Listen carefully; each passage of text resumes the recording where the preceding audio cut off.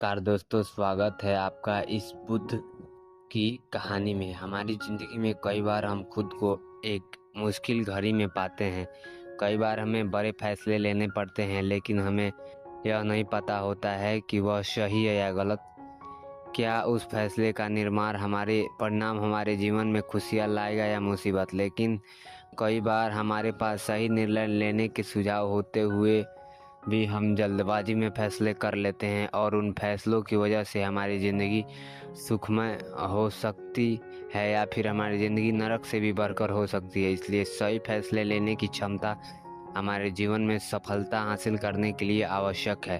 तो चलिए आज हम इस बोध कहानी के माध्यम से जानते हैं कि जीवन में सही फैसले कैसे लिए जाएं, और यह भी सही निर्णय लेने के तरीके कौन सा है। तो बिना किसी देरी के कहानी शुरू करते हैं। दोस्तों, कई साल पहले की बात है। एक छोटे से राज्य में एक बौद्ध भिक्षु निवास करते थे, जिन्हें सभी जगहों पर उनके ध्यान के बारे चर्चित थे। वह बौद्ध भिक्षु बहुत ज्ञानी थे। उनके पास लोग बहुत दूर दूर से आते थे ताकि वे अपनी समस्याओं का समाधान प्राप्त कर सके। उनके पास कोई भी किसी की समस्या लेकर क्यों नहीं आए, वह समस्या का समाधान अवश्य करते थे।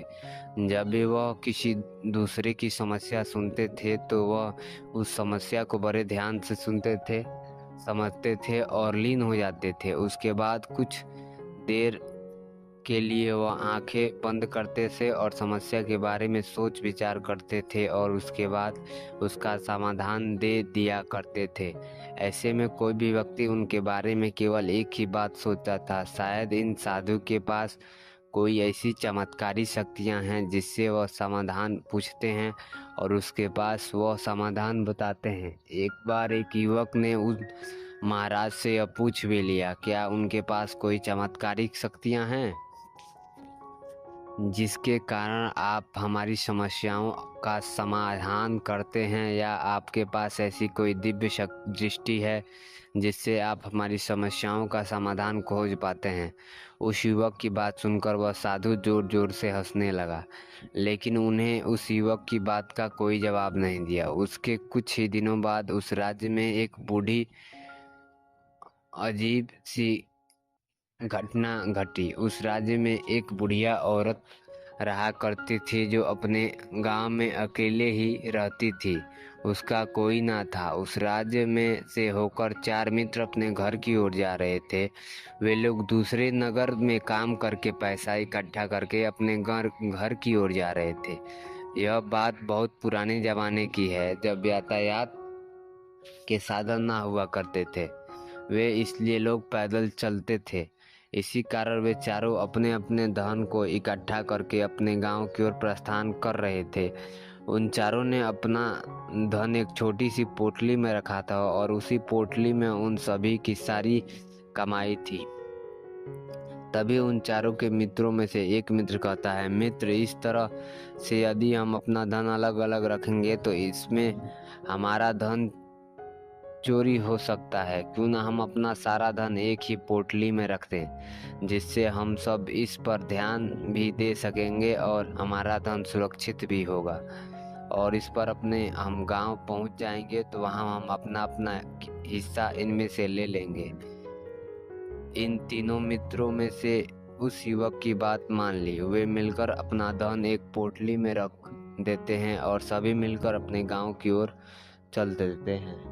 चलते चलते काफी समय बीत चुका था और अब रात्रि होने वाली थी। तभी आगे चलकर रास्ते में एक घर दिखाई देता है, जहां पर एक बूढ़ी औरत रहा करती थी। रात्रि का समय हो चुका था। उन चारों मित्रों ने रात में रुकने के लिए कोई न कोई जगह की आवश्यकता थी। ऐसे में उन चारों ने मिलकर यह योजना बनाई कि वे लोग आज रात इसी घर में ठहरेंगे। इसलिए वे चारों लोग उस घर की ओर बढ़े। उस घर का दरवाजा खटखटाया। सभी सामने एक बूढ़ी औरत दरवाजा खोलती है और उनके चारों मित्रों को में से एक मित्र हाथ जोड़कर उस बूढ़ी औरत से कहता है, माताजी, हम अपने गांव की ओर जा रहे हैं, लेकिन यहाँ रास्ते में यही रात हो गई और हम इतनी रात में सफ़र नहीं कर सकेंगे, इसलिए हमारी आपसे विनती है कि हम आपके यहाँ पर एक रात रुकना चाहते हैं। सुबह होते ही हम यहाँ से चले जाएंगे। उस बूढ़ी औरत ने काफ़ी देर सोच विचार किया और उसके बाद वह बूढ़ी औरत कहती है, ठीक है, तुम सभी आज रात के लिए यहाँ पर रुक सकते हो, मुझे कोई दिक्कत नहीं। मैं खाना बनाने जा रही हूँ, कहो तो तुम सब के लिए भी बना दें। उन चारों की सहमति जताते हुए कहा, हाँ बिल्कुल। उसके बाद उन चारों मित्रों ने धन की पोटली उस बूढ़ी औरत को थमा दी और कहा, माताजी, इस पोटली में हमारे साल भर की कमाई है। हम चारों ने अब तक का अपना सारा कमाया हुआ धन इस पोटली में रखा है। अब हम इसे आपको सौंपते हैं, क्योंकि यह हम चारों से ज़्यादा आपके पास सुरक्षित रहेगा। हम बस इतना चाहते हैं कि यदि हम चारों में से कोई एक भी इसे लेने आए तो आप इस पोटली को उसे मत देना, जब तक कि हम चारों एक साथ इस पोटली को लेने ना आए। तभी वो बूढ़ी औरत कहती है, ठीक है बेटा, यदि तुम चारों एक साथ आओगे तभी मैं इस पोटली को आपको सौंपूंगी। और वैसे भी आप लोग तो सुबह यहाँ से चले जाने वाले हो, मैं आपको सुबह ही यह पोटली थमा दूंगी। वह धन की पोटली उस बूढ़ी औरत को थमा कर चारों मित्र निश्चित हो गए और उनका धन सुरक्षित है ये सोचकर खा पी कर सो गए। अगली सुबह जब चारों उठते हैं तो सभी लोग अपनी आगे की यात्रा की तैयारी शुरू कर देते हैं। उन चारों नौजवानों में से एक नौजवान थोड़ा बदमाश था। वह अपने उन तीनों मित्रों से कहता, भैया, उस बूढ़ी औरत ने हमारी रात भर खातिरदारी की, हमने अच्छा भोजन खिलाया, सोने के लिए अच्छी जगह दी, रात भर यहाँ सर छुपाने का एक अच्छा मकान दिया और हमने उसके लिए कुछ नहीं किया। वह बूढ़ी औरत अकेले ही खेतों में काम कर रही है। क्या हम सभी यहाँ से जाने से पहले उस बूढ़ी औरत की मदद कर सकते हैं? उस बदमाश नौजवान ने मन ही मन योजना बना ली कि वह किसी तरह उस बुढ़ी से पोटली हासिल करके रहेगा। बाकी के तीनों मित्र उसकी बातों से सहमत हुए और वे सभी मिलकर उस बुढ़ी की मदद करने अर्थात खेत में काम करने के लिए चल पड़े।